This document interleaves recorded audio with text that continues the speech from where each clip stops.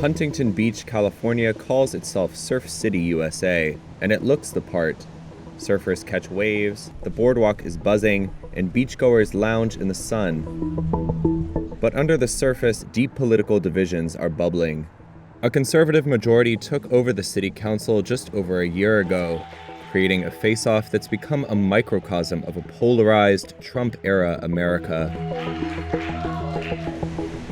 Orange County, where the city sits, has traditionally leaned conservative in broadly liberal California.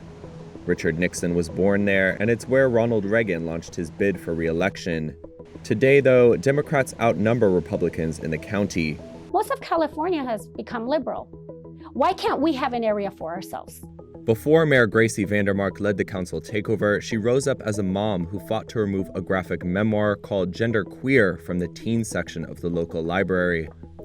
Why does only one side matter, but not people like me, people like my family, people like communities like ours? They say, oh, we're all inclusive, we welcome diversity, but I'll tell you, the one diversity that's not welcome is diversity of thought. The minute you say something different to what other people say, you're a Nazi, white supremacist, every name in the book. The conservative council Mayor Vandermark leads has pursued an agenda that lines up with the Make America Great Again politics of former President Donald Trump. A grassroots opposition movement called Protect Huntington Beach has been just as dedicated, made up of Democrats, independents, and moderate Republicans.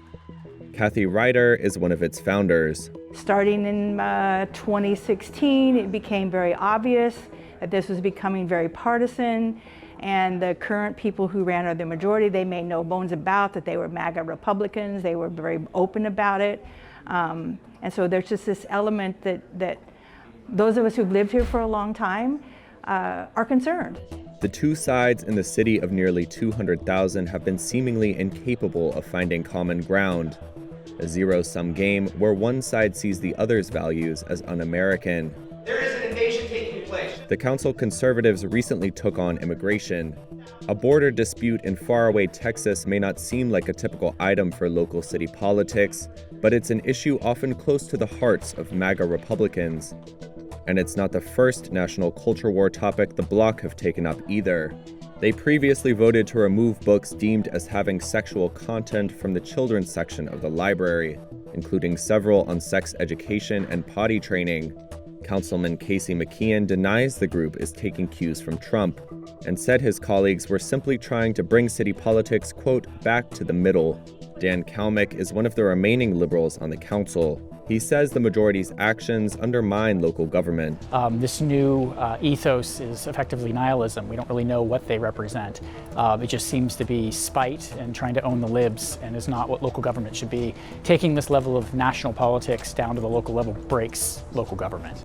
Mayor Vandermark says the council can look after city business like infrastructure and finances, while, quote, also addressing other issues. In early March, the rightward turn will face a major test. Huntington Beach will vote on 3 ballot initiatives pushed by the conservative bloc, which Protect Huntington Beach is working to stop. They include a proposed voter ID requirement and an effective ban on flying the LGBTQ pride flag over City Hall. Trump will also be on the ballot in the state's Republican presidential primary.